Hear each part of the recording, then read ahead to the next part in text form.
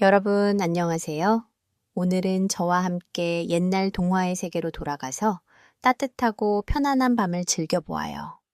이야기 1. 진짜 효자 가짜 효자. 어느 날 임금은 백성들이 사는 모습이 보고 싶었습니다. 그래서 신하들을 데리고 백성들이 사는 곳으로 갔죠. 임금이 온다는 소문을 듣고 사람들이 몰려들었어요. 그리고 임금이 마을에 도착하자 백성들은 엎드려 절을 했죠.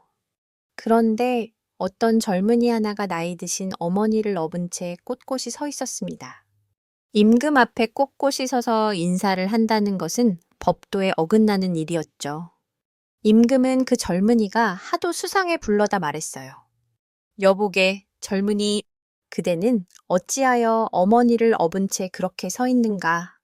젊은이는 어찌할 바를 몰라 몸을 부들부들 떨었습니다. 저는 여기에서 100리쯤 떨어진 시골에 사는 농부입니다. 어머니는 오랫동안 편찮으셔서 잘 걷지 못하시지요.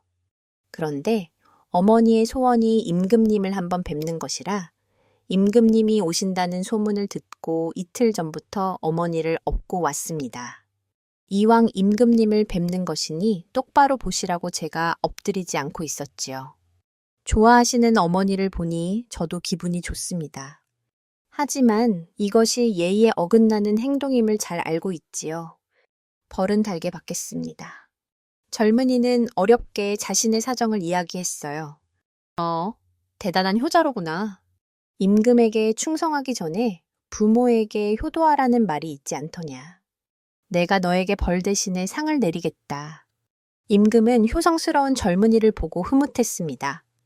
그리하여 효자는 벌이 아닌 상을 받고 어머니는 평생 소원을 이루게 되었죠. 한편 이 소문을 동네에 사는 한 젊은이가 듣게 되었어요. 이 젊은이는 불효자라고 마을에 소문이 자자했죠. 옳지, 나도 효자상을 한번 받아봐야겠다. 마침 어머니도 아프시니 어머니를 업고 찾아가 봐야지. 젊은이는 급히 어머니를 등에 업었습니다. 아이고, 얘야. 왜 갑자기 나를 업고 가느냐? 어머니, 가만히 좀 계세요. 저도 상 받고 부자가 되고 싶어서 그래요. 아니, 뭐라고? 그동안 애미를 종처럼 부려먹어 내가 이렇게 병이 났거늘 무슨 상을 받겠다는 개냐? 등에 업힌 어머니는 기가 막혔어요.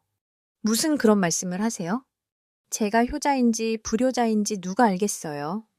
어머니는 무조건 임금님을 뵙는 게 평생 소원이라 업혀왔다고 이렇게 하시면 됩니다. 젊은이는 어머니에게 단단히 일러주었죠. 아이고, 그래, 알겠다. 시키는 대로 할 테니 화내지 말 거라. 어머니는 기가 막힐 노릇이었지만 어쩔 수 없었죠. 그렇게 젊은이는 어머니를 업고 임금님이 지나가는 길에서 기다렸어요. 마침 궁궐로 돌아가던 임금이 젊은이를 보았죠. 여봐라, 너는 어찌하여 그렇게 꼿꼿하게 서 있느냐? 이게 저희 어머니께서 임금님 뵙는 것이 평생 소원이라 하시기에 100리 이상 되는 길을 이렇게 업고 왔습니다. 젊은이는 눈 하나 깜짝하지 않고 거짓말을 했습니다. 내가 이번에 백성들을 직접 만나보니 곳곳에 효자가 많구나. 저 젊은이에게도 상을 주도록 하여라. 임금은 이번에도 고개를 끄덕이며 만족해 했죠. 젊은이는 날아갈 것처럼 기분이 좋았어요. 하지만 어머니는 사실이 들통날까봐 마음이 조마조마했습니다. 바로 그때였죠. 여기저기에서 웅성거리기 시작했어요. 임금님, 저 사람은 효자가 아닙니다. 저는 저 사람에게 매를 맞은 적도 있지요. 저는 쌀값을 빌려주고 아직까지 받지 못했나이다. 사람들은 젊은이에 대한 이야기를 늘어놓기 시작했어요. 그 말을 듣고 임금의 얼굴색이 확 변했죠. 여봐라, 그게 정말이냐? 그렇다면 지난번에 그 젊은이도 거짓말을 한 것이더냐. 임금은 저번에 만났던 효자 젊은이도 믿을 수가 없게 되었습니다. 아닙니다. 그때 그 젊은이는 정말 효자옵니다. 아이고, 맞아요? 그 젊은이는 세상 사람이 다 아는 효자이지요. 하지만 저 젊은이는 어머니께 먹을 것도 주지 않는 불효자지요. 사람들은 여기저기서 수군거렸죠. 거짓말이 들통난 가짜 효자 젊은이는 벌벌 떨었어요. 진짜 효도를 할 것을, 이를 어쩌면 좋으냐. 젊은이는 어찌할 바를 몰라 고개를 푹 숙이고 있었죠. 그때 엎여 있던 어머니가 임금님 앞에 와서 엎드렸습니다. 상감마마, 제 아이가 불효자인 것을 제가 어찌 모르겠나이까. 이것이 모두 자식을 잘못 둔 제 탓입니다. 그러니 저 아이 대신 저에게 벌하여 주십시오. 어머니는 코가 땅에 닿도록 엎드려 애원을 했어요. 아닙니다, 어머니. 어머니께서 저 때문에 고생만 하셨지요. 사람들 앞에서 어머니를 창피당하시게 한 저를 벌하여 주십시오. 젊은이는 그동안의 일을 후회하며 눈물을 흘렸어요. 임금은 그 광경을 보고 눈시울이 뜨거워졌죠. 그래, 내 너에게 벌을 내리겠다. 벌은 어머니를 업고 집에 돌아가며 상금 보따리와 함께 들고 가는 것이니라. 임금의 명령을 들은 사람들은 모두 크게 웃었습니다.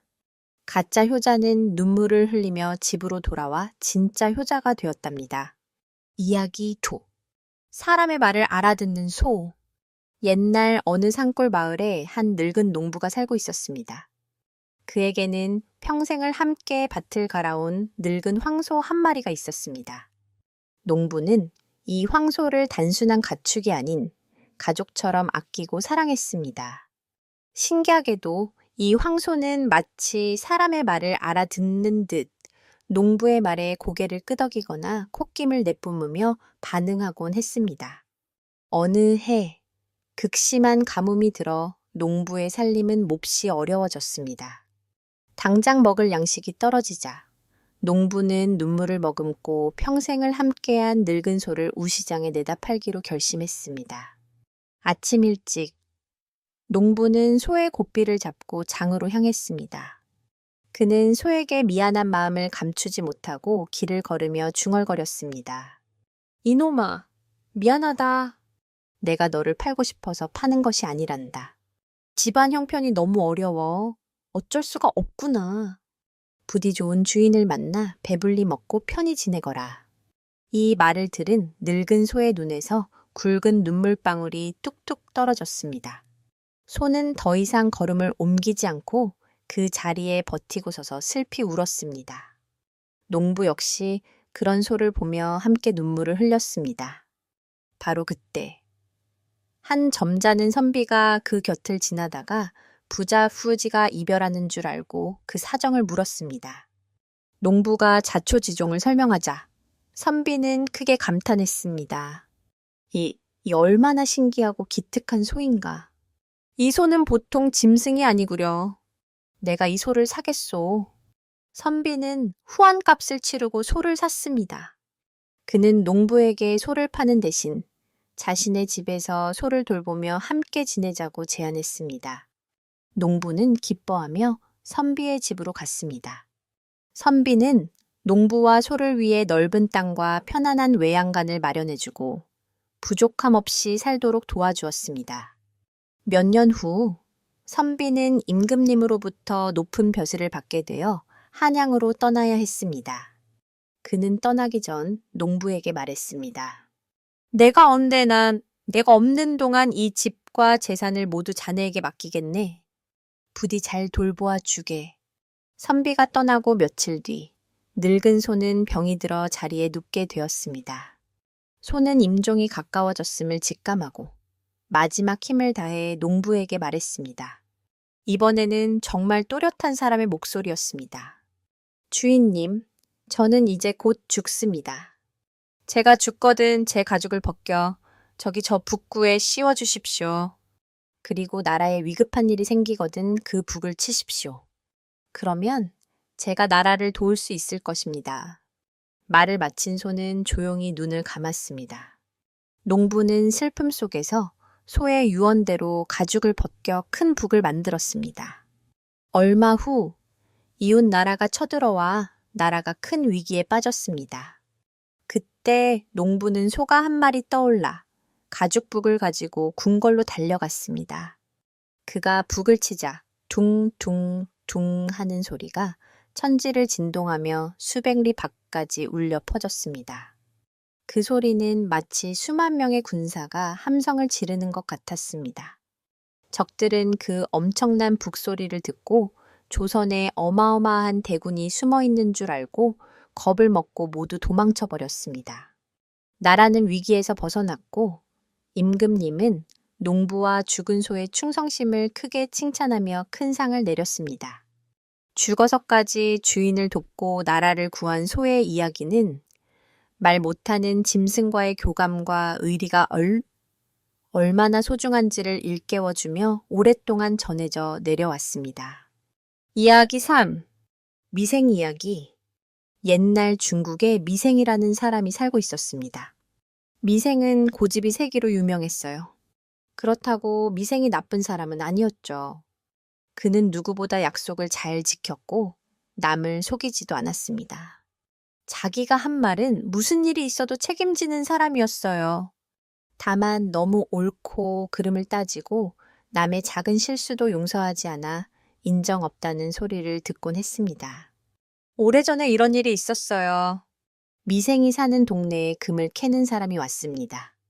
이 사람은 날마다 상기슭을 찾아 헤맸죠. 하지만 금을 하나도 캐지 못했어요. 그렇게 결국 포기를 하고 이웃 마을로 떠났습니다. 그리고 그 뒤로 며칠 동안 비가 내렸어요. 그런데 미생이 밭에 가다 그만 비에 쓸려 내려온 금덩어리를 발견한 거예요. 그리하여 그는 하루아침에 부자가 되었습니다. 마을 사람들은 호들갑을 떨며 미생을 부러워했죠.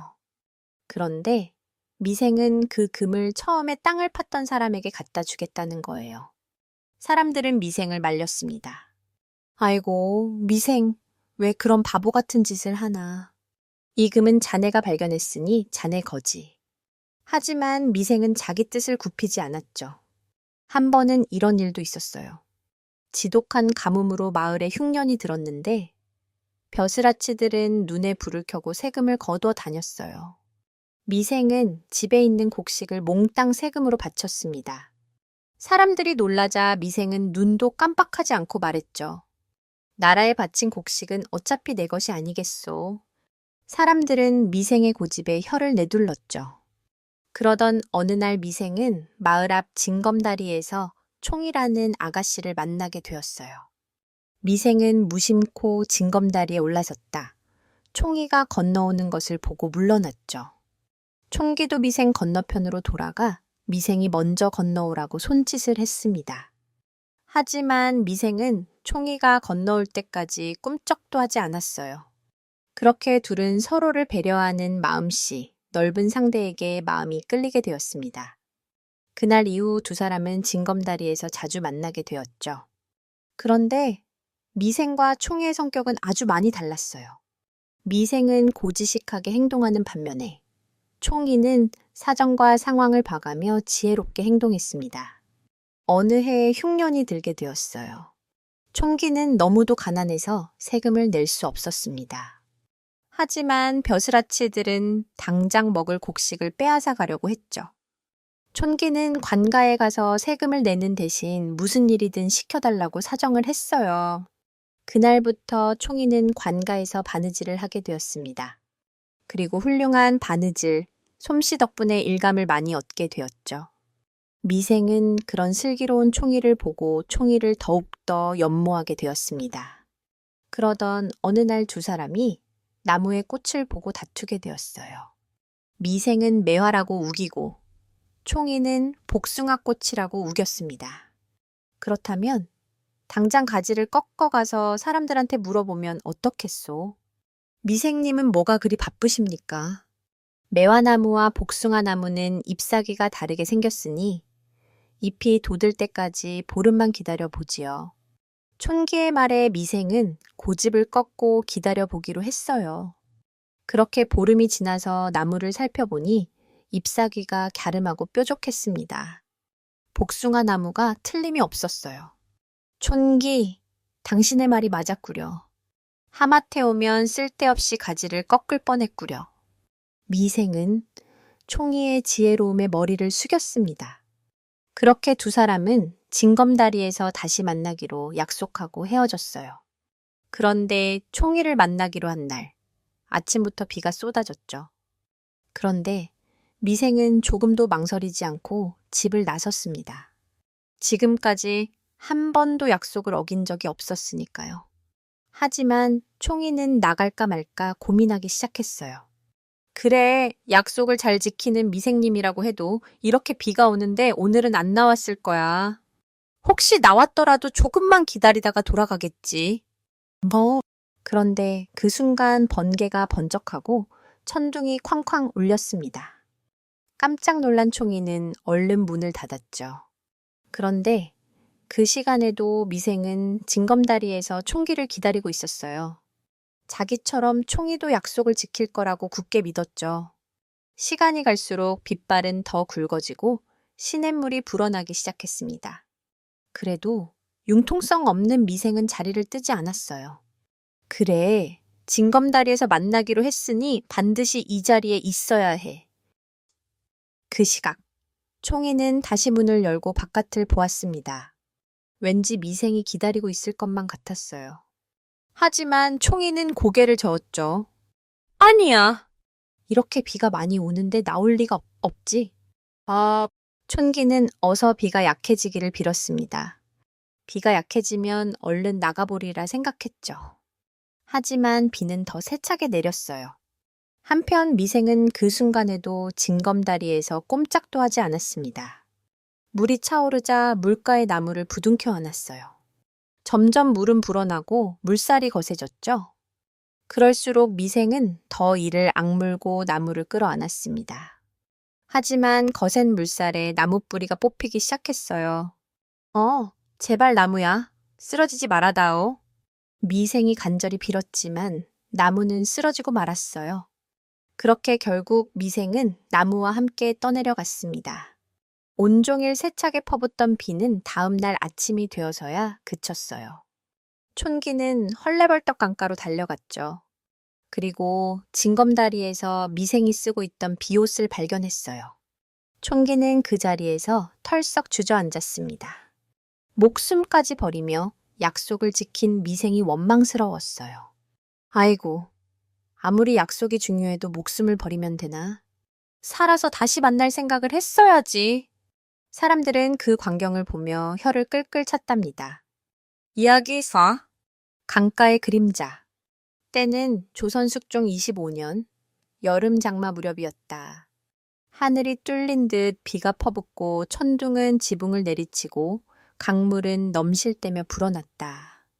홍씨 가문 종손댁 며느리 초이가 사라진 것도 그 즈음이었다. 그날 밤 강가에 남겨진 것은 붉은 놀이개 하나와 여인신 한 짝, 그 외엔 어떤 흔적도 없었다. 사람들은 입을 모아 수군거렸다. 그 마님은 혼례 넉 달 만에 물에 빠져 죽었다고. 하지만 시신은 끝내 떠오르지 않았다. 강원도 봉산이라는 마을에 대대로 벼슬을 해온 홍씨 양반 가문이 있었다. 그 집에 외아들 세춘이 있었는데 어릴 적부터 이 집의 골칫거리였다. 20을 막 넘긴 총각이었으나 책에는 도통 흥미가 없었고 글보다는 술을 즐겼다. 서당 앞에선 하품만 하고 기생집 앞에선 하루가 멀다 하고 얼굴을 비쳤다. 그 와중에 세춘은 한양에 다녀오겠다. 큰 소리치고는 며칠 뒤 기방에서 기생 하나를 데리고 내려왔다. 이름은 향매. 말끝마다 웃음을 머금고 세춘은 매일같이 기방에 드나들며 그 옆에 드러누워 웃기 바빴다. 벌써 도련님 첩이라 불렸다. 그해 여름, 세춘의 아비인 홍대감은 병이 깊어져 자리에서 일어나지 못하였다. 진맥을 보던 의원이 고개를 저었고 박씨 부인은 새벽마다 약탕기를 손에서 놓지 않았다. 그러던 어느 날 잠시 정신을 차린 홍대감이 낮은 목소리로 단호하게 말했다. 세꾼이 좋은 놈. 홍대감이 이불을 걷어내며 숨을 골랐다. 어찌 뱃속에서 나왔단 놈이 어찌 그리 속을 뒤집어 놓을 수가 있나? 박씨 부인은 묵묵히 바라보다가 조용히 입을 열었다. 대감께서 눈뜨고 계신 동안이라면 아직은 바로잡을 수 있을 것이옵니다. 그 말을 듣자 홍대감이 몸을 번쩍 일으켰다. 기침을 삼키며 이를 갈았다. 저놈은 절대 안 될 놈이야. 하는 꼴을 보아하니 집안 말아먹고도 남을 것이다. 박씨 부인이 화들짝 놀라며 물었다. 대감, 무슨 말씀이십니까? 이 집 재산 다 순자에게 주고 갈 것이야. 그때 박씨 부인의 얼굴이 굳었다. 아니, 그게 무슨 말씀이요? 순자는 그저 첩의 자식 아닙니까? 이 집 핏줄은 세춘이 하나뿐입니다. 첩 자식이면 어떤가? 종년 소생이면 또 어떻고? 사람 구실은 그 애가 하는구먼. 기생 치마폭 붙들고 허우적대는 놈한테 난 한 푼도 줄 생각이 없어. 그 말을 들은 박씨 부인은 그날 밤 한숨도 붙이지 못하였다. 이불 속에서 입술을 깨물고 차디찬 얼굴로 눈만 껌뻑였다. 다음 날 아침 다급히 하인을 불렀다. 혼처를 알아보거라. 집안 망신 더 커지기 전에 손을 써야지. 양반가의 규수로 말 잘 듣고 살림에 밝은 아이여야 한다. 그리고 박씨 부인은 크게 한숨을 내쉬며 말했다. 세춘이 놈이 저 모양이니 며느리라도 똑바로 들어와야 집이 살지. 며칠 뒤 혼처가 올라왔다. 한양, 윤씨 집안의 딸 초희. 집은 기울었으나 본디 양반과 혈통이고 예절을 익혔으며 성정이 단정하였다. 드디어 혼례날, 초희는 고운 비단 저고리를 입고 하인들의 손에 이끌려 대문을 들어섰다. 세추는 전날 기방에서 퍼마신 술이 덜 깬 듯 눈꼬리가 벌겋게 익어 있었고 손엔 향매가 건넨 비단 손수건을 쥐고 있었다. 사람들은 수군거렸다. 도련님 표정 봤나? 혼례상 앞에서 죽상이라니. 기생 끼고 집에까지 들락날락 한다더니 그 첩을 버릴 리가 있나. 아이고, 새댁이 무슨 죄라고? 앉혀놓고 벌이나 주는 꼴이라니. 혼례가 끝나고 사람들이 물러간 대청에는 초희와 박씨 부인 둘만이 남았다. 잠시 정적이 흐른 뒤 박씨 부인이 고개를 돌려 초희를 바라보았다. 넌 이 집에 며느리로 들어온 것이 아니리라. 이 집을 붙들어 놓을 방패로 들인 게다. 그러니 말 함부로 놀리지 말고 눈치껏 처신하거라. 셋 춘이 마음 거슬리는 일, 입 밖에 내는 날엔 그날로 내쳐질 줄 알아라. 초희는 고개를 낮추고 힘없는 목소리로 말했다. 그리하겠습니다, 어머님. 밤이 되고 초래방의 문이 삐걱 열렸다. 술 냄새가 먼저 들어왔고 그 뒤를 따라 비틀비틀한 발걸음이 들어섰다. 세추는 문턱에 신을 걷어차고 혼례방에 들어오더니 방 한편에 앉아있던 초희를 올려다보았다. 가소롭기는 내가 네가 좋아서 혼인한 줄 아느냐. 어머님이 들여놓으라 해서 받아준 거지.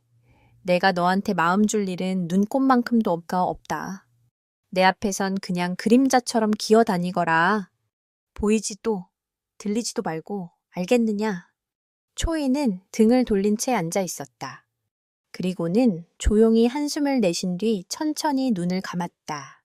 이후로도 초희는 불평 한마디 없이 하루하루를 견뎌냈다.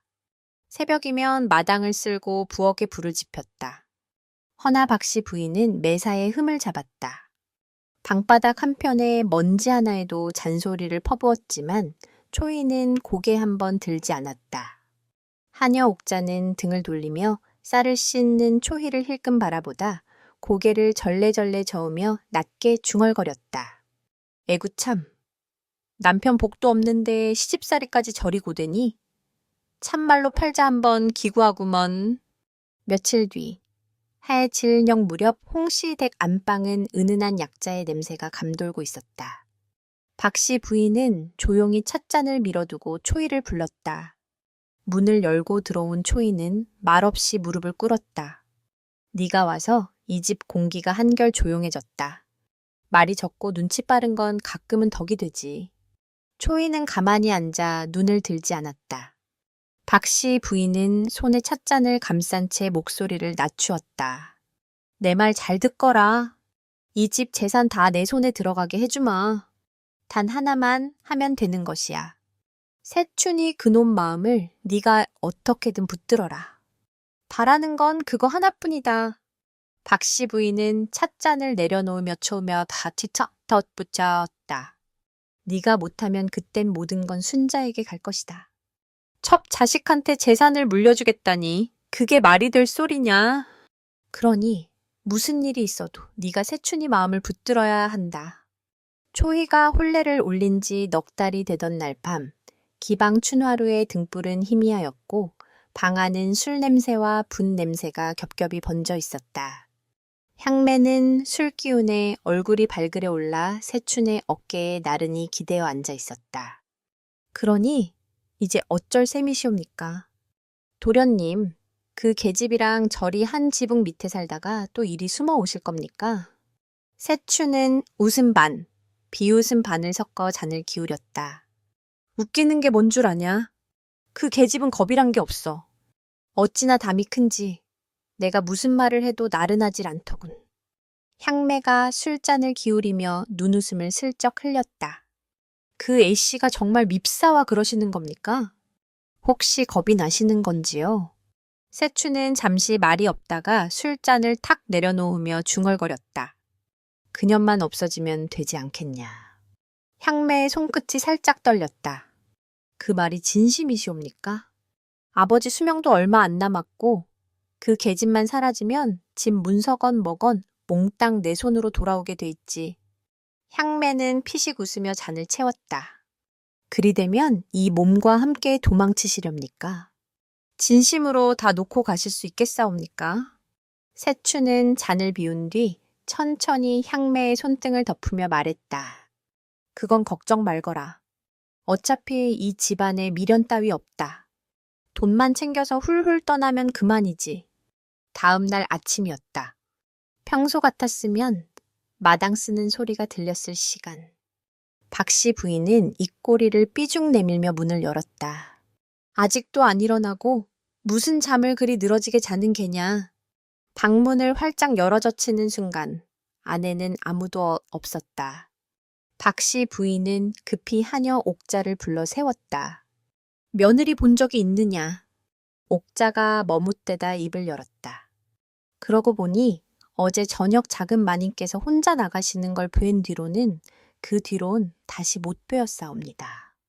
곁에 있던 순자도 놀란 눈빛으로 고개를 저었다. 방에 안 계신 걸 보니 잠깐 바람 쐬러 나가신 거겠지요. 하지만 그날이 지나도록 초희는 끝내 모습을 드러내지 않았다. 다음 날 아침 부엌에서 연기가 오르기 시작할 무렵 하인 하나가 숨을 몰아쉬며 마당으로 달려왔다. 마님, 큰일 났사옵니다. 작은 마님이 신으시던 신 한 짝하고 놀이개가 강 입구 바위 옆에 나란히 놓여 있었다. 박씨 부인의 눈썹이 실처럼 모아졌다. 뭐라? 아니 그게 지금 무슨 소리냐? 하인들의 발소리를 따라 박씨 부인과 순자, 한여들까지 모두 강가로 달려갔다. 바위 옆 갯벌에 반쯤 묻힌 붉은 놀이개의 하나. 그 곁에는 여인신 한 짝이 젖은 채 덩그러니 놓여 있었다. 박씨 부인은 숨을 삼키듯 멈추더니 무릎을 꿇듯 주저앉았다.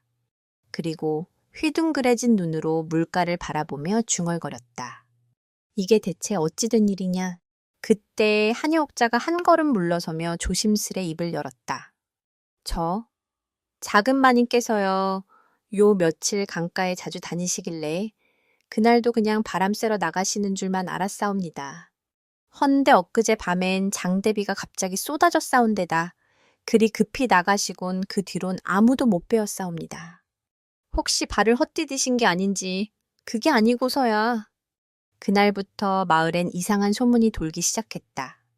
도련님이 기생을 끼고 돌더니만 며느리가 혼례 넉 달 만에 물에 빠져 죽었대.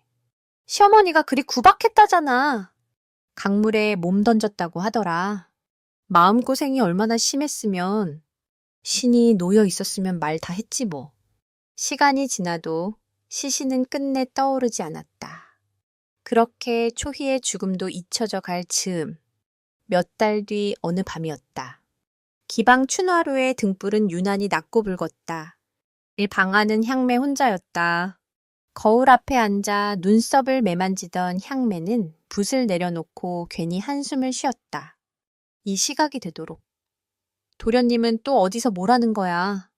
투덜거리며 일어선 향매는 방문을 닫으려다 문득 마당에 서 있는 여인 하나를 보았다. 초록 치마 저고리, 젖은 머리카락. 그 모습은 분명 초이였다. 향매는 숨을 들이쉰 채 꼼짝도 하지 못했다. 누구야? 그러나 그 여인은 아무 말도 하지 않았다. 그저 고개를 든 채 향매를 똑바로 바라보고 있었다. 그 순간 문이 바람에 덜컥 닫혔다. 놀라 다시 고개를 들었을 땐 그 자리는 텅 비어 있었다. 향매가 눈을 비비며 고개를 내저었다. 아니야. 잘못 본 거야. 그녀는 죽었잖아. 늦은 저녁, 세추는 술에 취해 비틀거리며 마을 어귀를 걷고 있었다. 어깨는 젖었고 손엔 아직도 술병이 들려 있었다. 체스! 다들 나만 탓하지? 계집 하나 죽은 걸 두고 이놈을 죄인 취급이나 하고들 있으니 비틀비틀 강둑 쪽으로 발을 옮겼다. 비가 갠 뒤라 강갯 물안개가 옅게 피어올랐고 돌길 사이로는 찬바람만 쓱쓱 스쳐갔다. 그때였다. 강가 너머 한 여인이 신을 벗은 채 맨발로 물가에 서 있었다. 젖은 머리칼, 초록 치마 저고리, 그리고 안개 너머로 흐릿한 얼굴. 세추는 그대로 멈춰섰다. 거희. 그 여인은 고개도 돌리지 않았다. 그저 물가를 바라본 채 가만히 서 있었다. 세춘이 떨리는 손으로 한 발 다가서는 순간 바람이 확 거칠게 몰아쳤다. 그는 눈을 찡그리며 고개를 다시 들었다. 허나 그곳엔 아무도 없었다. 멍하니 그 자리를 바라보던 세춘은 다리에 힘이 풀린 듯 바닥에 털썩 주저앉았다. 손에 들고 있던 술병이 미끄러지듯 빠져나갔다. 도자기 술병이 바위 위에 떨어지며 산산이 부서졌다. 세추는 그 자리에 얼어붙은 채 말 한마디 없이 숨만 삼켰다. 내가 지금 헛것을 본 거겠지. 한참을 숨 쉬지 못하고 앉아 있다가 그는 문득 중얼거렸다. 진짜로 죽은 게 맞긴 한 게냐. 얼마 뒤 홍대감은 세상을 떠났다. 3일장이 끝나기도 전 관청에 봉인되어 있던 유문이 열렸다. 그 안엔 분명히 이렇게 적혀 있었다. 이 집의 살림과 토지, 노비 장부 일체, 서녀 순자에게 맡긴다. 세춘에겐 줄 것이 없다. 홍대감은 숨을 거두기 전 그 유서를 남긴 채 눈을 감았다. 며칠 뒤 안차의 마루 끝, 박씨 부인이 무릎을 꿇고 앉아 있었다. 그 맞은편 순자는 문석 꾸러미를 두 손에 쥔 채 한참 말이 없던 순자가 조용히 입을 열었다. 어릴 적부터 첩딸이라 하시며 온갖 구박은 다 하셨지요. 찬밥 한 덩이 쥐고 뒷마당으로 쫓겨났던 날, 소첩은 아직도 기억하고 있습니다. 박씨 부인의 입술이 덜덜 떨렸다. 순자야, 그땐 사정이 그러했으니 순자는 가볍게 고개를 저었다. 이제는 제 집입니다, 마님. 긴 말 마시고 어서 짐을 거두시지요. 옆 마을에 초가 한 칸 마련해 두었사옵니다. 그러니 이젠 이 집엔 발길조차 마시지요. 그리하심은 서로 체면은 지킬 수 있을 테지요. 하인 둘이 짐을 내오자 순자는 말도 없이 등을 돌렸다. 세춘이 헐레벌떡 달려나왔다. 이게 무슨 짓이냐? 아버님 유언이 어찌 됐든 내가 이 집 자식이거늘. 순자의 입가에 비웃음이 스쳤다. 그러게, 자식 노릇을 했어야지. 여자 끼고 술만 퍼마시더니 꼴이 말이 아니구먼. 세추는 이를 갈며 소리쳤다. 첩의 소생 주제에 어디 감히 이 집 재산을 넘보느냐. 순자의 눈이 가늘게 떨렸다. 하인을 향해 손을 뻗으며 낮게 일렀다. 저놈을 당장 끌어내거라. 앞으로 이 집 문턱엔 얼씬도 못하게 하여라. 하인들이 다가서자 세추는 버둥거리며 물러났다. 놔라. 이놈들. 내가 누군 줄 알고. 이 몸이 이 집 종손이다. 그러나 순자는 등을 돌린 채 더는 말을 하지 않았다. 그 길로 세추는 춘하루로 내달렸다. 안쪽에서는 향매가 짐을 싸고 있었다. 문을 열며 다급히 외쳤다. 향매야, 너만은 내 곁에 있어 줄 거지. 우린 함께라 하지 않았느냐. 향매는 조용히 보퉁이를 안고는 돌아보았다. 입꼬리에 비웃음이 걸려 있었다. 이야기 호. 금강산 백도라지. 옛날 금강산 옥류동 골짜기에 도씨 노인이 살고 있었습니다. 도씨 노인은 예쁘고 효성이 지극한 외동딸 도라지와 함께 살고 있었어요. 아이고, 예쁜 우리 딸 고생시키지 않으려면 내가 열심히 일해야 하는데. 아버지, 무슨 말씀을 그렇게 하세요? 노인과 딸은 새벽부터 저녁까지 일해서 조금씩 돈을 모았어요. 하지만 가난한 살림은 쉽게 넉넉해지지 않았습니다. 그런데 노인과 도라지에게는 걱정이 하나 있었죠. 도라지야, 네, 어머니 장례 비용으로 꾼 돈을 갚아야 하는데 아직도 부족하구나. 아버지, 걱정 마세요. 꼭 갚을 수 있을 거예요. 도라지의 어머니가 돌아가신 날 이웃집의 부자 영감은 선뜻 돈을 빌려주었습니다. 하지만 몇 년이 지나도 그 빚은 줄지 않았죠. 가을이 시작될 쯤 또 부자가 찾아왔어요. 내가 빌려준 돈을 찾으러 왔소. 올해는 갚을 수 있겠느냐? 아이고, 어르신, 죄송합니다. 아직도 돈을 만들지 못했습니다. 조금만 더 기다려 주십시오. 도씨 노인은 머리를 조아리며 쩔쩔맸어요. 노인에게 돈을 빌려준 부자는 해마다 가을이면 빚을 갚으라고 찾아왔죠. 도씨 노인과 도라지는 아무리 열심히 일을 해도 빚을 갚기가 어려웠습니다. 그도 그럴 것이 빌린 돈보다 이자의 액수가 점점 눈덩이처럼 불어갔으니까요. 그 사실을 안타까워하던 한 나무꾼 총각이 어느 날 도씨 노인의 집을 찾아왔습니다.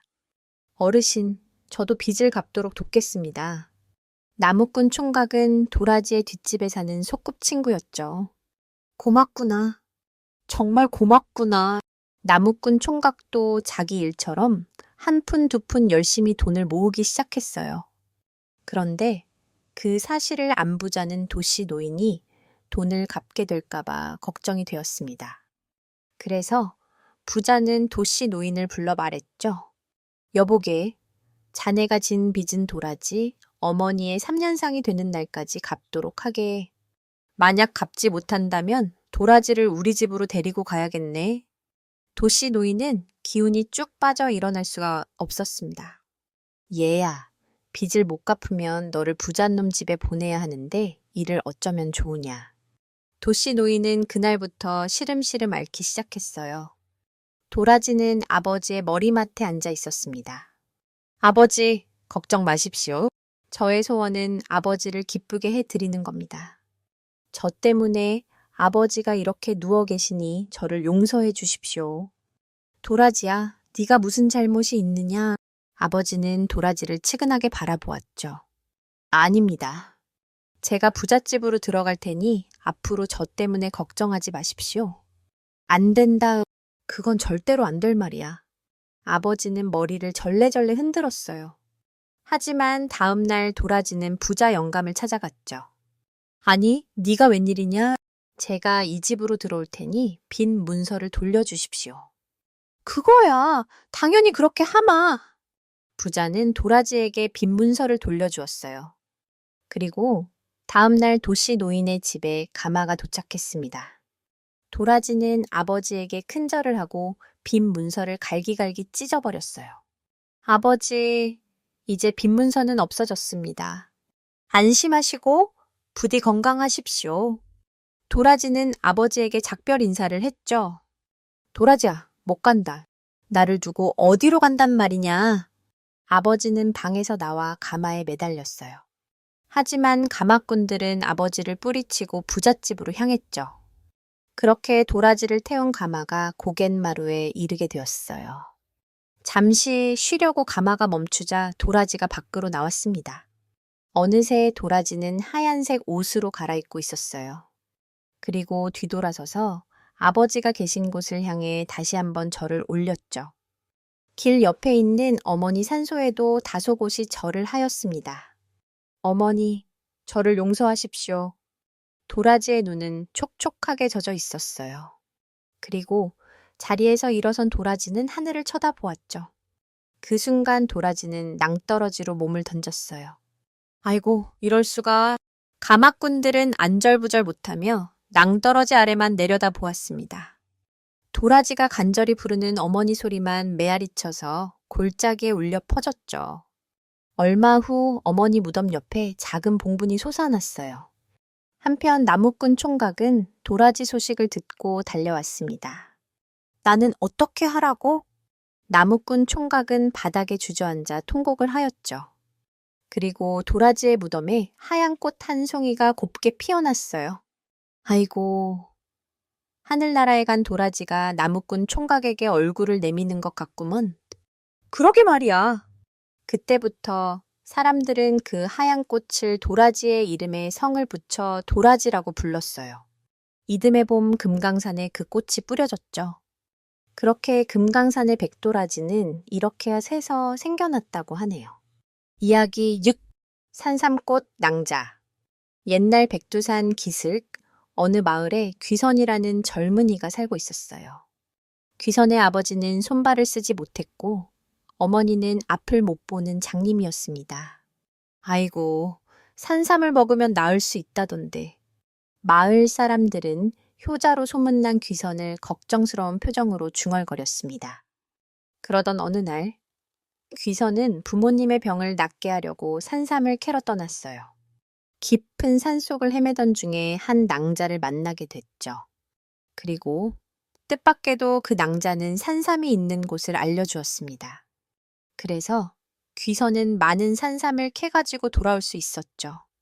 귀선은 그 산삼을 이웃의 불쌍한 사람들에게도 나눠주었습니다. 그런데 이 소문이 퍼져 밤중에 도둑이 들어 아버지와 어머니를 위해 남겨둔 산삼을 모두 도둑맞고 말았어요. 그렇게 낙심에 빠져있던 귀선은 깜빡 잠이 들고 말았습니다. 그때 방문이 소리 없이 열리더니 산삼을 캘 때 만났던 그 낭자가 나타나 말하는 거예요. 내일 아침 해돋이 때 선인교 벼랑 위에 있는 소나무 아래로 오십시오. 귀선은 깜짝 놀라 잠에서 깼습니다. 꿈이야도 신기하여 귀선은 뜬 눈으로 밤을 지샌 뒤 새벽녘에 집을 나섰어요. 선인교 벼랑 위에 있는 소나무 아래에 이르니 해가 떠오르고 있었죠. 이보시오, 낭자. 내가 왔소이다. 귀선이 허공에 대고 소리쳤습니다. 그러자 바위 틈에 빨갛게 핀 산삼꽃 속에서 낭자가 사뿐히 걸어 나오는 거예요. 그리고 이렇게 말했죠. 어서 이 산삼을 캐십시오. 어서 산삼을 캐어 이끼로 싸고 나무 껍질로 감아서 가져가십시오. 집에 가거든 붉은 실로 산삼의 허리를 묶어 바람이 통하지 않는 곳에 두십시오. 그렇게 산삼 낭자는 이 말을 남기고 자취도 없이 사라졌습니다. 귀선은 얼마 동안 멍하니 서 있다가 정신을 차리고 정성 들여 산삼을 캤어요. 그런데 그것은 보통 산삼이 아니었습니다. 굵고 향기로웠으며 빛도 있었죠. 집에 돌아온 귀선은 부모님께 산삼꽃 낭자의 이야기를 하였어요. 참으로 연하구나. 귀선은 붉은 실을 찾아 그 실로 산삼의 허리를 조심조심 동여맸습니다. 그리고 나무 껍질로 싸서 농 속에 넣어두었죠. 그리고 그날 일하러 나갔다가 집에 돌아온 귀선은 깜짝 놀랐어요. 온 집안에 향기가 가득하고 부엌에는 푸짐한 저녁상이 차려져 있는 거예요. 아니, 어머니, 이게 무슨 일입니까? 아이고, 글쎄다. 부엌에서 덜그럭거리는 소리가 나서 가보았는데 누군가가 밥을 짓고 있는 게야. 누구냐고 물었더니 차차 알게 될 거라면서 어디론가 사라져버렸구나. 내가 앞을 볼 수 없으니. 그렇게 그날은 온 식구가 맛있게 저녁을 먹었습니다. 그런데 귀선은 밤이 깊도록 잠이 오지 않았어요.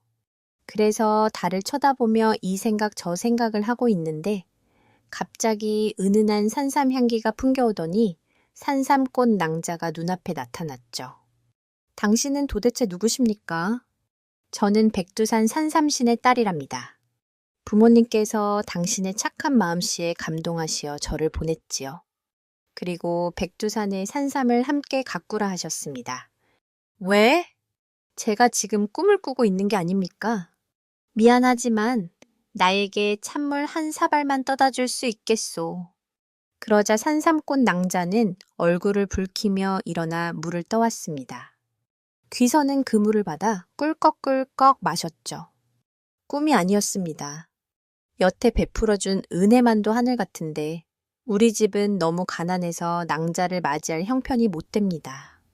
귀선의 말에 고개를 숙이고 있던 산삼꽃 낭자가 이렇게 말했죠. 제 가슴에 두 겹 감긴 붉은 실 중에 한 겹을 풀어서 당신네 가슴에 감으십시오. 그러면 우리는 부부가 될 수 있습니다.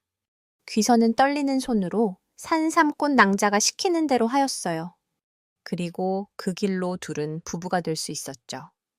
그날부터 산삼꽃 낭자는 약 샘물을 길어다 어머니의 눈을 닦아드렸습니다. 그리고 귀선은 아내가 시키는 대로 산에 가서 약초를 캐다가 아버지께 다려드렸어요. 이렇게 정성을 들이기 석 달 만에 어머니는 눈을 뜨고 아버지는 손발을 자유로이 움직일 수 있게 되었습니다. 그 후 귀선 부부는 감사한 마음으로 산을 오르내리며 산삼씨를 따다가 백두산 곳곳에 뿌렸어요. 그때부터 백두산에 골짜기마다 징이한 산삼이 자라게 되었답니다. 이야기 7. 여우누이. 옛날에 아들만 둘을 둔 부부가 살았습니다. 부부는 예쁜 딸 하나 갖는 것이 소원이라 매일같이 신령님께 빌었습니다. 그 정성이 갸륵했는지 부부는 마침내 예쁜 딸을 하나 얻게 되었습니다. 부부는 늦게 얻은 딸을 금지옥엽으로 키웠습니다. 그런데 이상하게도 딸이 태어난 이후로 집에서 키우는 가축들이 밤사이에 한 마리씩 의문의 죽음을 당하기 시작했습니다. 처음에는 닭이, 그 다음에는 돼지가, 나중에는 귀한 소까지 죽어나갔습니다. 부부는 이상하게 생각했지만 그저 나쁜 일이 겹치는 것이라 여겼습니다. 두 오빠는 밤마다 가축이 죽어나가는 것이 여동생과 관련이 있을 것이라고 의심했습니다. 어느 날 밤, 첫째 오빠가 몰래 외양간에 숨어서 지켜보았습니다. 자정이 되자 사랑스러운 여동생이 방에서 나와 외양간으로 들어왔습니다. 그러더니 갑자기 꼬리가 9개 달린 여우로 변신하여 소의 간을 파먹는 것이 아니겠습니까? 모든 사실을 알게 된 첫째 오빠는 다음 날 부모님께 이 사실을 알렸습니다. 아버지, 어머니, 막내 동생은 사람이 아니라 여우입니다. 밤마다 여우로 변해 우리 집 가축들을 죽이고 있습니다. 하지만 부부는 아들들이 막내 동생을 시기하여 거짓말을 하는 것이라 생각하고 아들의 말을 믿지 않았습니다. 오히려 아들을 크게 나무라며 집에서 내쫓아 버렸습니다. 둘째 오도 똑같은 광경을 목격하고 부모님께 고했지만 역시 쫓겨나고 말았습니다. 두 오빠가 쫓겨나자 여우 누이는 더 이상 숨길 것이 없다는 듯 부모님마저 해치려 했습니다. 위협을 느낀 부부는 뒤늦게 아들들의 말이 사실이었음을 깨닫고 공포에 떨며 도망쳤습니다. 여우 누이는 부모님마저 해치고 이제 두 오빠를 찾아 나섰습니다. 오빠들은 여우 누이를 피해 높은 나무 위로 올라갔습니다. 나무 아래까지 쫓아온 여우 누이는 오빠들에게 나무 위에 어떻게 올라갔냐고 물었습니다.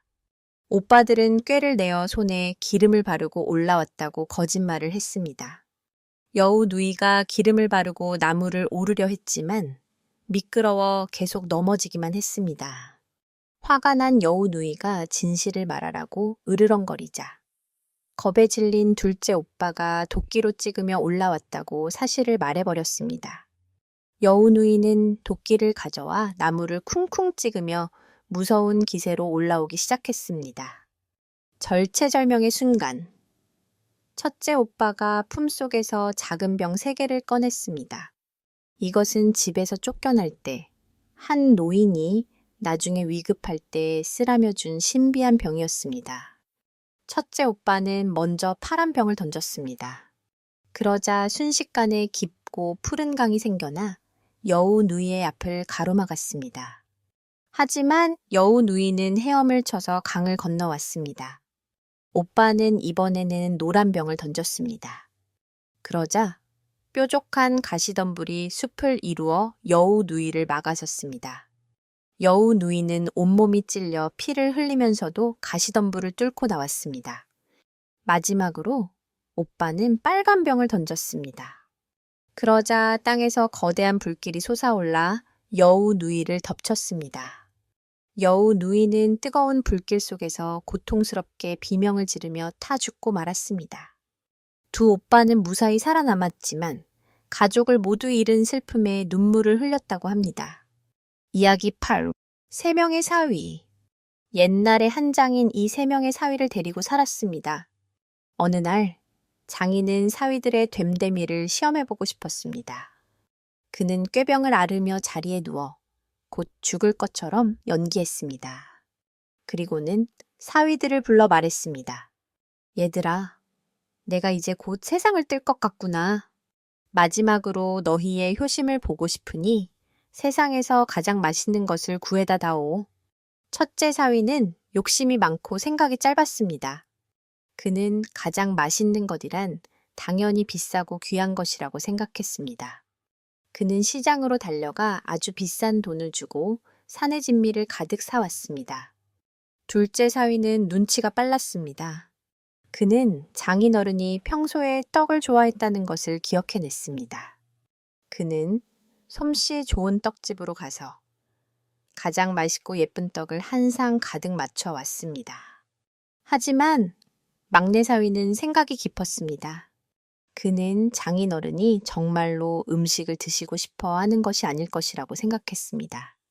그는 잠시 고민하더니 부엌으로 들어가 따뜻한 물에 수건을 적셔 장인어른께 가져갔습니다. 막내 사위는 말했습니다. 장인어른, 편찮으신데 음식이 넘어가시겠습니까? 제가 먼저 따뜻한 물수건으로 얼굴과 손발을 닦아드려 몸을 상쾌하게 해드리겠습니다. 막내 사위는 정성껏 장인어른의 몸을 닦아주었습니다.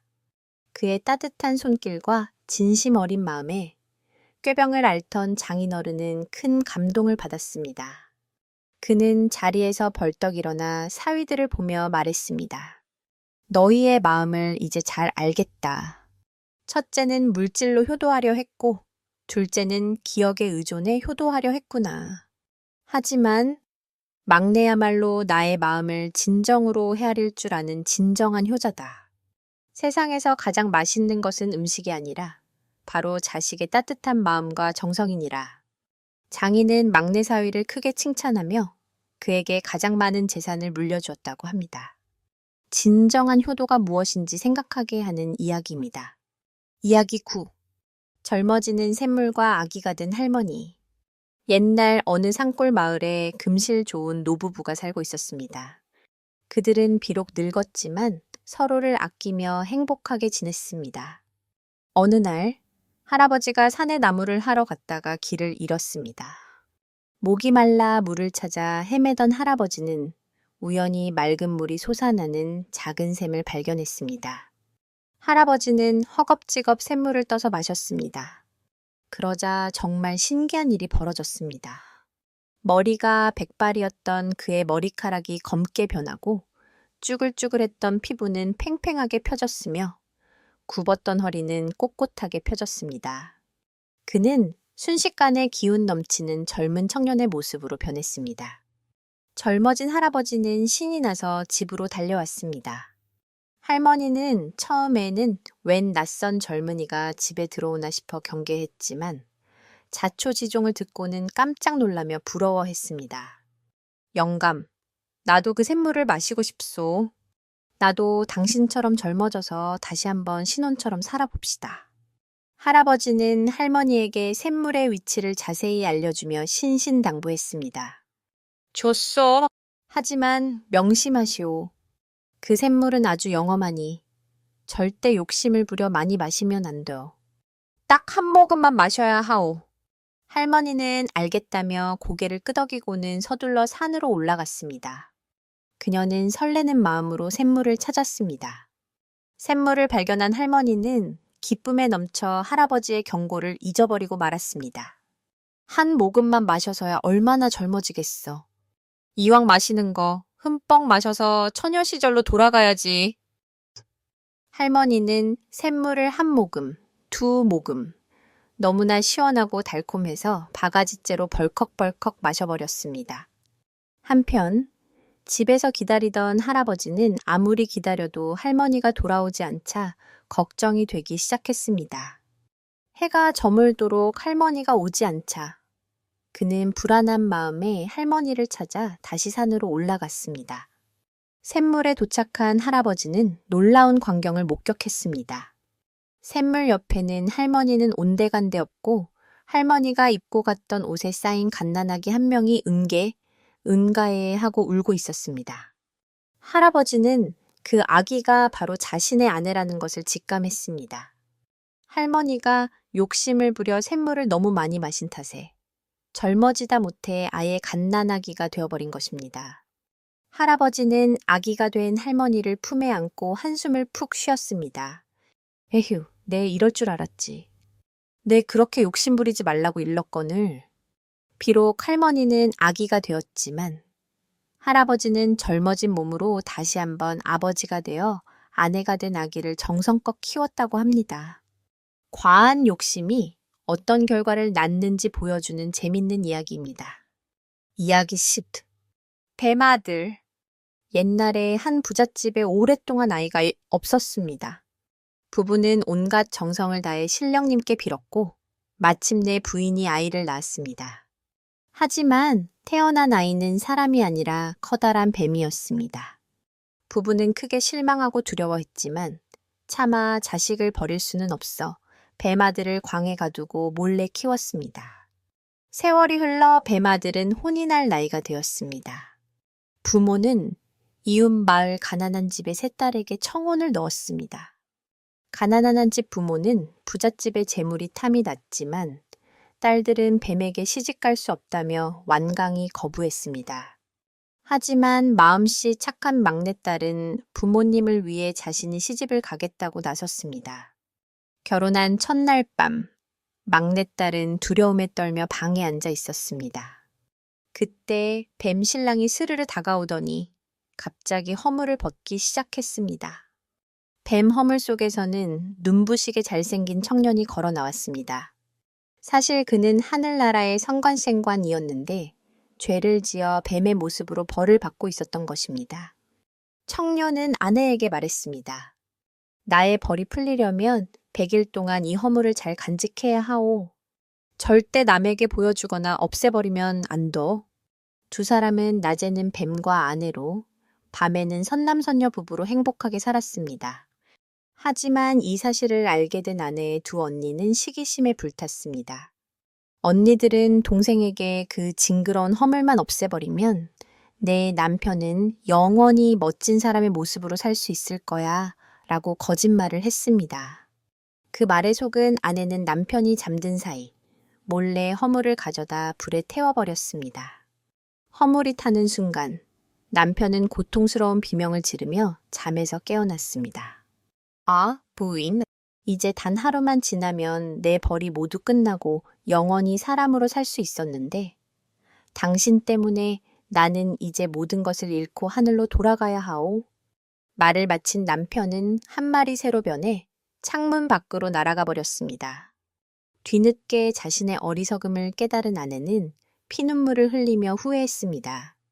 그녀는 남편을 찾아 용서를 구하기 위해 험난한 고행길에 올랐습니다.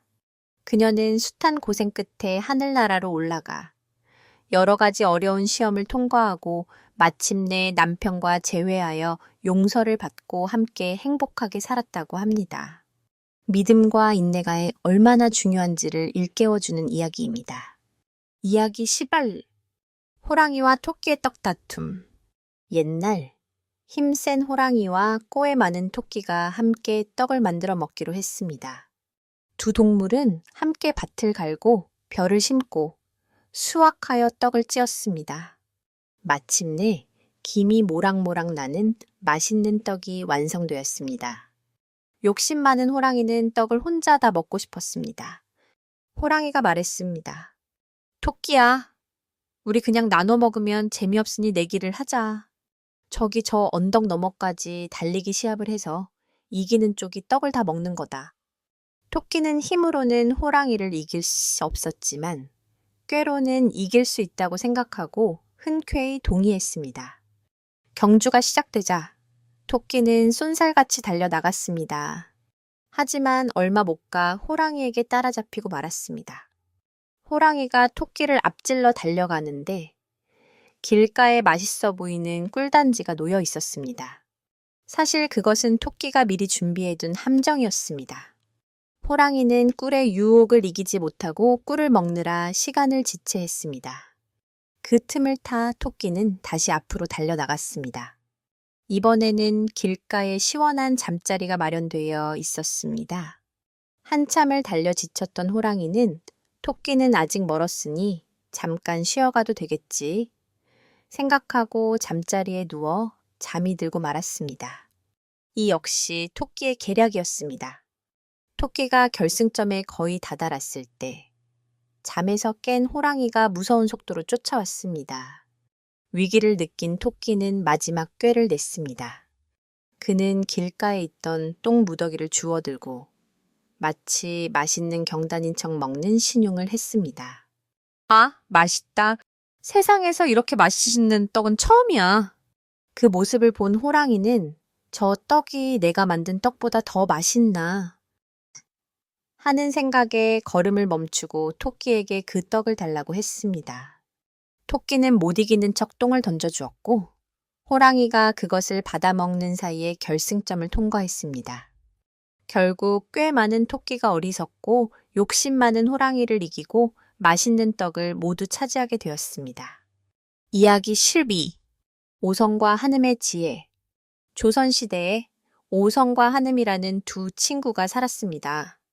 그들은 어릴 때부터 둘도 없는 친구였으며 장난기가 많았지만 지혜롭기로도 유명했습니다. 어느 날 오성네 집 감나무 가지가 담을 넘어 한음네 집으로 뻗어 있었습니다. 가을이 되어 그 가지에 탐스러운 감이 열렸는데 한음네 집 하인들이 그 감을 따 먹었습니다. 이 사실을 안오성네 집 하인들이 달려와 우리 집 감을 왜 훔쳐 먹느냐 며 싸움이 붙었습니다. 어른들까지 나서서 나무에 뿌리가 있는 쪽이 주인이다. 열매가 열린 쪽이 주인이다 라며 다투기 시작했습니다. 이 광경을 본 오성이 꾀를 냈습니다. 오성은 한음의 방문에 작은 구멍을 뚫고 그 구멍으로 자신의 주먹을 쑥 들이밀었습니다. 그리고는 안에 있던 한음에게 소리쳤습니다. 여보게, 이 주먹이 누구의 주먹인가? 한음은 방 안에서 대답했습니다. 그 주먹은 자네 주먹일세. 오성은 다시 소리쳤습니다. 아닐세. 이 주먹은 지금 자네 방 안에 있으니 바로 자네 주먹이 아닌가. 한음은 오성의 의도를 알아차리고 웃으며 밖으로 나왔습니다. 그는 오성의 손을 잡고 어른들에게 말했습니다. 여러분, 오성의 말이 맞습니다. 비록 감나무의 뿌리는 저 집에 있지만 가지가 저희 집으로 넘어와 열매를 맺었으니 이 가지와 열매를 즐기는 것은 저희의 권리입니다. 하지만 그 즐거움을 이웃과 함께 나누는 것이 더 큰 지혜가 아니겠습니까? 두 소년의 지혜로운 말에 어른들은 부끄러움을 느끼고 화해했습니다. 그 후 두 집은 감이 열릴 때마다 함께 나누어 먹으며 더욱 사이좋게 지냈다고 합니다. 작은 다툼을 지혜롭게 해결하는 슬기를 보여주는 이야기입니다. 이야기 13. 사또를 혼내준 처녀. 옛날에 부모님을 모시고 사는 처녀가 있었습니다. 처녀는 아들 못지않게 부모님을 잘 모셨어요. 집안일은 물론 밭일까지 혼자서도 도맡았죠. 또한 마음만큼 얼굴도 예뻤습니다. 그러던 어느 날이었어요. 처녀가 밭에서 일을 마치고 집으로 돌아오는 길에 새로 부임한 사또의 행차와 마주치게 되었죠. 높은 벼슬아치들이 지나갈 때면 백성들은 고개를 조아려야 했습니다. 그런데 처녀는 갑자기 마주친 사또의 행체, 미처 고개를 조아리지 못해 서둘러 숲속으로 몸을 숨겼어요. 그러고는 행차가 지나가기를 기다렸죠. 사또는 처녀가 숲속으로 숨는 것을 지켜보았습니다. 여봐라, 저자를 데려오너라. 나졸들은 얼른 숲속으로 뛰어가 처녀를 데리고 왔죠. 처녀는 고개를 푹 숙인 채 부들부들 떨고 있었습니다.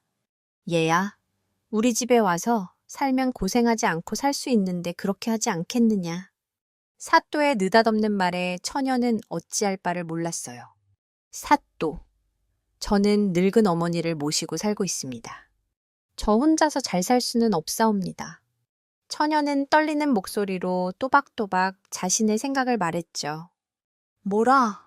감히 내 명을 거역하다니. 버릇없는 것 같으니라고. 사또는 당돌한 처녀가 괘씸했어요. 사또는 화가 치밀어 처녀에게 억지를 부렸습니다. 쪼다. 우리 집으로 가서 살 수 없다면 산에 가서 산머루를 따오도록 하여라. 처녀는 기가 막혔습니다. 아니, 사또, 이른 봄에 산머루를 어찌 구한다 말씀입니까? 따올 수 없다면 우리 집으로 가는 수밖에. 사또는 시치미를 떼며 말했죠. 사또도 이른 봄에는 산머루를 따올 수 없다는 것을 잘 알고 있었어요. 그때 처녀가 무슨 생각을 했는지 사또에게 말했죠. 사또, 잠시 여기서 기다려 주십시오. 얼른 산에 가서 산머루를 따오겠습니다. 그렇게 말하더니 처녀는 급히 산으로 달려갔습니다. 그리고 잠시 후 처녀는 헐레벌떡 달려왔어요. 사또마님, 사또마님, 큰일 났습니다. 처녀는 숨을 고르며 말했죠. 아니, 무슨 일로 그렇게 놀라 뛰어오느냐. 그 광경을 지켜보던 사또가 고개를 갸우뚱했어요.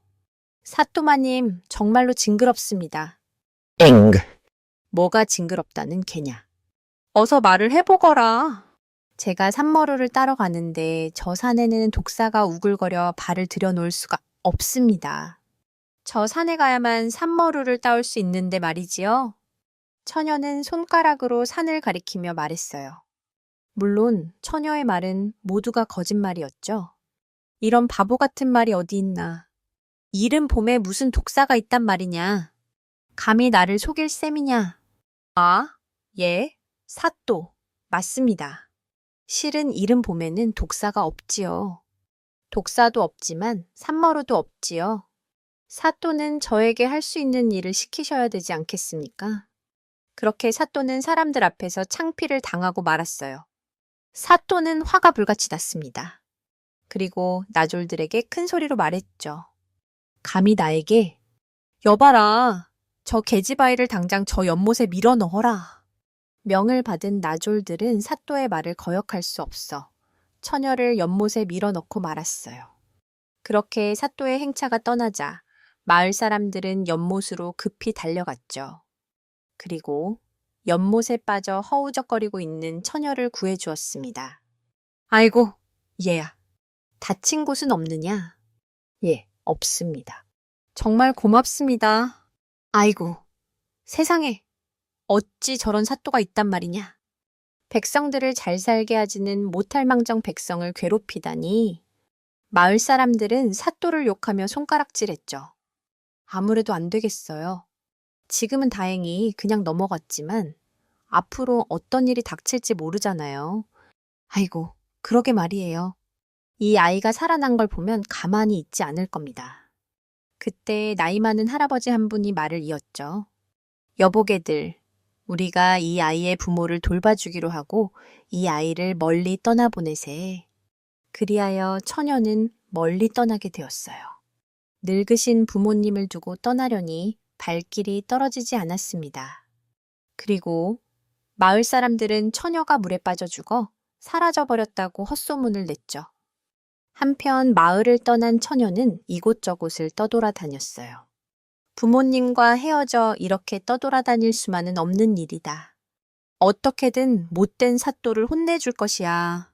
처녀는 두 주먹을 불끈 쥐었습니다. 그러더니 마을을 돌아다니며 알이 큰 벼시사, 주먹만한 옥수수, 머리만한 감자를 하나씩 구했죠. 자, 이제 됐다. 처녀는 벼시삭과 옥수수, 감자를 싸가지고 사또를 찾아갔어요. 처녀를 본 사또는 귀신이 돌아온 줄 알고 기절할 뻔했죠. 아, 아니, 너는 귀신이냐? 사람이냐? 사또는 벌벌 떨며 물었어요. 겁내지 마십시오. 저는 귀신이 아닙니다. 사또마님 덕분에 용궁에 다녀오는 길이지요. 뭐라고? 용궁이라고? 네, 그렇습니다. 그리고 용왕님께 사또님 이야기도 해두었지요. 처녀는 능청스럽게 거짓말을 했어요. 욕심 많은 사또는 처녀의 말을 그대로 믿었습니다. 용궁의 곡식은 무척이나 크구나. 그래, 용궁에는 보물이 많더냐. 그렇사옵니다. 용궁에는 갖가지 신기한 보물들이 가득했습니다. 하지만 저는 농사를 짓기 위해 곡식을 가져왔지요. 사또님께서는 더 좋은 보물도 가져오실 수 있을 것입니다. 하지만 내가 어찌 용궁으로 갈 수 있단 말이냐. 사또는 실망한 표정으로 시무룩해졌어요. 그건 걱정하지 마십시오. 제가 들어갔던 곳으로 들어가면 되니까요. 그 말에 사또는 귀가 솔깃해졌죠. 그리고 사또는 처녀를 따라 연못으로 달려갔습니다. 처녀는 손가락으로 연못 한가운데를 가리키며 말했어요. 사또마님, 저 저리로 들어가시면 됩니다. 사또는 처녀의 말이 끝나기가 무섭게 물속으로 뛰어들었죠. 이만큼 들어가면 되느냐? 사또의 허리만큼 물이 찼어요. 아닙니다. 조금만 좀 더 들어가셔야 합니다. 이만큼 들어가면 되겠느냐? 그러자 사또의 가슴만큼 물이 차올랐죠. 사또마님, 조금만 더 들어가십시오. 잠시 후 사또는 물속으로 쏙 들어가 다시는 나오지 못했답니다. 이야기 10다. 슬픈 철쭉나무. 경상도 하동 땅에는 금오산이 우뚝 솟아 있습니다.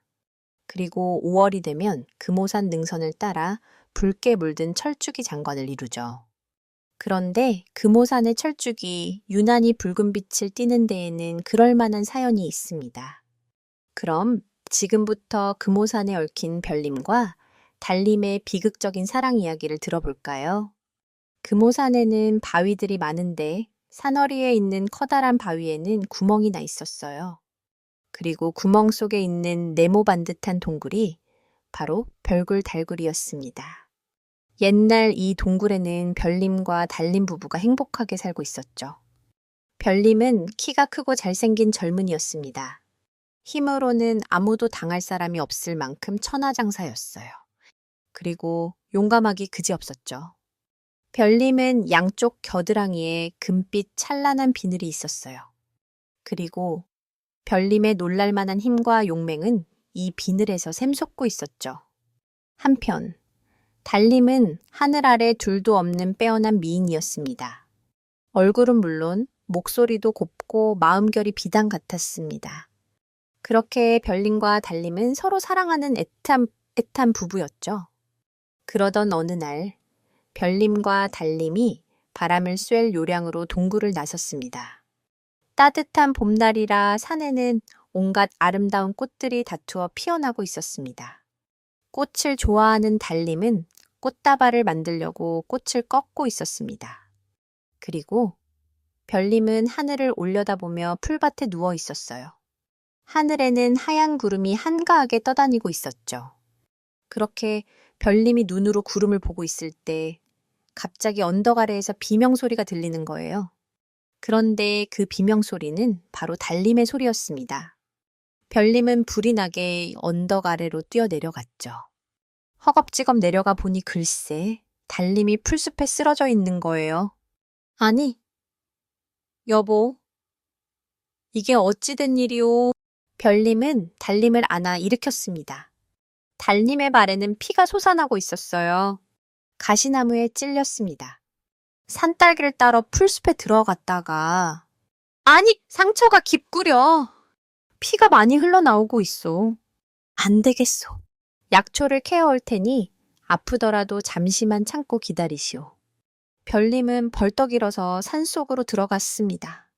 그리고 얼마 뒤에 별님은 손에 약초를 들고 달님 앞에 나타났어요. 그리고 서둘러 약초를 돌로 찧어 그 즙을 상처에 발라주었습니다. 그러자 피가 그치고 상처가 아무는 것이에요. 아니, 이 약초가 무슨 약초입니까? 달님이 신기한 듯 물었습니다. 동삼꽃이요?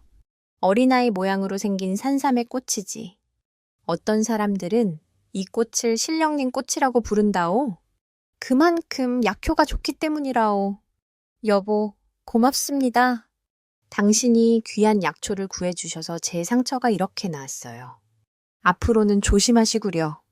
산속에는 가시나무뿐만 아니라 무서운 짐승들도 많으니 어서 해가 지기 전에 돌아갑시다. 그렇게 별님과 달님은 다정히 손을 잡고 서둘러 동굴로 향했습니다. 그런데 바로 그때 누군가 풀숲에서 튀어나왔어요. 바로 땅속에 사는 지신이었습니다. 지신은 아까부터 풀숲에 숨어 달님을 훔쳐보고 있었어요. 지신은 별님과 달님의 뒷모습을 보고 중얼거렸죠. 아이고, 배 아파라. 잘나지도 않은 남자가 이 세상에서 가장 아름다운 여자와 같이 살다니. 지신은 오래전부터 달님을 짝사랑하고 있었습니다. 언젠가 우연히 달님을 본 뒤로는 아무도 눈치채지 못하게 달님 주위를 맴돌고 있었죠. 그래, 안 되겠어. 달님을 내 아내로 삼아야겠어. 그러려면 우선 별님이 없어야 하는데 무슨 좋은 수가 없을까. 그렇게 지신이 중얼거리고 있을 때 갑자기 어디선가 소리가 들려왔습니다. 쟤네, 지금 뭐라고 했나? 혹시 별님을 없앨 생각인가? 지신이 뒤를 돌아보니 바로 잡신이었어요.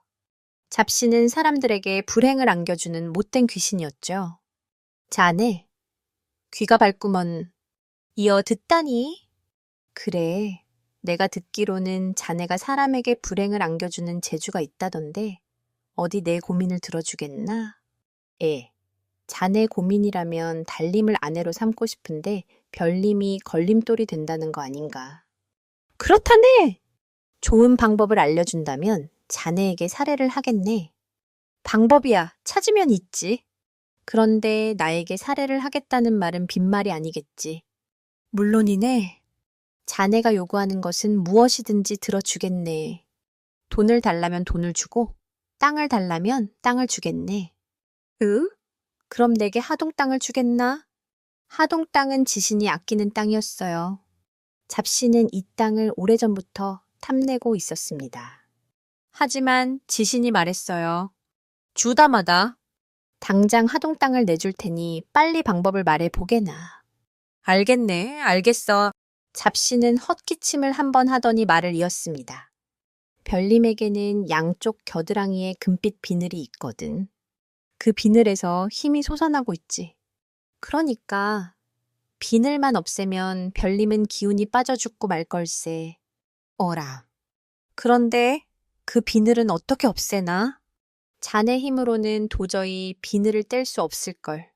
비늘을 떼기도 전에 별님에게 당할 게 뻔하거든. 대신 1000일 동안 다음과 같은 주문을 외우게나. 비늘아 떨어져라. 비늘아 떨어져라. 그러면 별님의 양쪽 겨드랑이에 있는 비늘이 떨어질 걸세. 그날부터 지신은 땅속에 들어앉아 주문을 외우기 시작했어요. 비늘아 떨어져라. 비늘아 떨어져라. 그렇게 100일이 지나고 500일이 지났습니다. 어느새 1000일이 가까워지자 주문의 효과가 나타나기 시작했죠. 별님은 사냥을 하기 위해 활을 어깨에 메고 산속을 헤매고 있었어요. 저만치의 솥은 바위 등의 사냥의 모습을 드러냈습니다. 별님은 활을 들었죠. 그리고 화살 하나를 메워 활을 당기려고 했죠. 그런데 이게 웬일일까요? 화살을 당길 힘이 없는 거예요. 아니, 오늘 내가 왜 이러지? 온몸에 힘이 빠져 기운을 쓸 수가 없구나. 그날 별님은 사냥을 포기하고 집으로 돌아왔습니다. 그리고 날이 갈수록 기력이 점점 떨어져 갔어요. 급기야 걸을 기운도 없어 외출을 할 수도 없었죠. 하루 종일 동굴 속에서 누워 지내야만 했습니다. 이제는 혼자서 옷을 갈아입을 힘도 없었어요. 그래서 달님이 옷을 갈아입혀줘야 했습니다.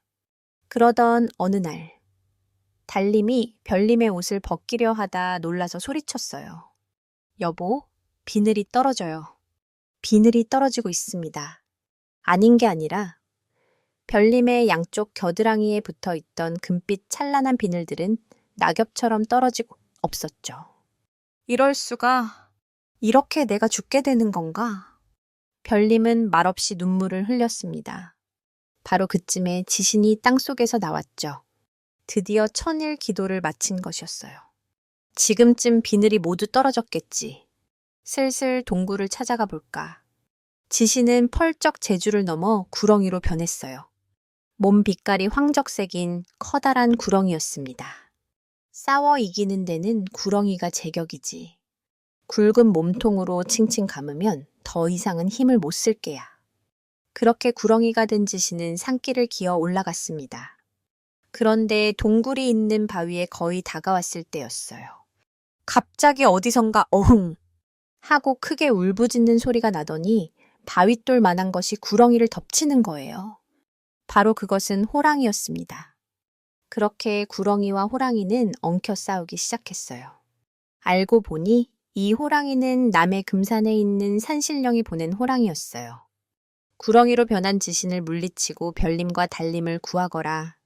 산신령은 호랑이 한 쌍에게 이런 명령을 내린 거였습니다. 그리고 수호랑이가 암호랑이보다 먼저 출발하여 빨리 도착할 수 있었죠. 그런데 늦게 출발한 암호랑이는 하동 땅에 들어설 수가 없었어요. 별안간 땅이 갈라지더니 커다란 강이 생겼기 때문이었습니다. 이것은 하동 땅을 차지한 잡신의 짓이었죠. 구렁이가 된 지신과 수호랑이가 싸우는 것을 보고 암호랑이가 들어오지 못하도록 일부러 강물을 막아버린 것이었어요. 그렇게 구렁이와 수호랑이의 싸움은 좀처럼 끝이 나지 않았습니다. 날카로운 이빨을 드러낸 채 엎치락 뒤치락하고 있었죠. 그런데 싸움이 길어질수록 수세에 몰리는 것은 수호랑이였습니다. 암호랑이가 도와주러 올 줄 알고 초반에 힘을 너무 쏟은 것이 잘못이었죠. 그렇게 수호랑이는 힘에 부쳐 계속 밀리더니 끝내 구렁이에게 몸이 휘감기고 말았어요. 그렇게 구렁이는 수호랑이를 해치운 뒤 천천히 별님과 달님이 있는 동굴로 다가갔습니다. 동굴 속으로 들어가 다짜고짜 별님에게 덤벼들었어요. 그러자 별님이 소리쳤죠. 아, 저리 비키거라. 너는 왜 나를 죽이려고 하느냐. 기운이 없어. 기어드는 목소리였습니다. 너는 이 세상에서 가장 아름다운 여자를 데리고 살았다. 이제 내 여자를 내가 데려가야겠다. 구렁이는 이 말이 끝나자마자 별님을 칭칭 감아버렸어요. 아니, 여보. 달님은 흐느껴 울기 시작했습니다. 구렁이는 달님에게 가까이 다가갔죠. 달님아, 나와 같이 가자. 너는 이 순간부터 내 아내다.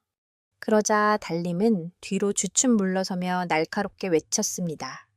썩 물러가거라. 이 흉한 구렁이야. 나는 남편의 뒤를 따라가겠다. 달님은 그렇게 말을 마치더니 갑자기 철쭉나무로 변해버렸습니다. 그리고 그 나무에는 연분홍 꽃이 활짝 피어 있었죠. 구렁이는 철쭉나무로 변해버린 달님을 보고 넋이 나갔어요. 아니, 이게 어떻게 된 거야? 그렇게 넋 나간 듯이 철쭉나무를 바라보다 슬그머니 땅속으로 사라졌죠. 그 후 금오산에는 철쭉나무가 자라 빽빽하게 들어차게 되었습니다. 그리고 해마다 봄이 되면 철쭉나무에는 달님처럼 아름다운 꽃이 만발하고 있다네요. 하루가 끝나고 여러분과 함께 할 수 있어 정말 기쁩니다. 오늘도 많은 일들이 있었지만 이제는 편안한 밤을 보내며 내일을 준비하는 시간이죠. 오늘도 함께 해주셔서 감사합니다. 편안한 밤 되세요.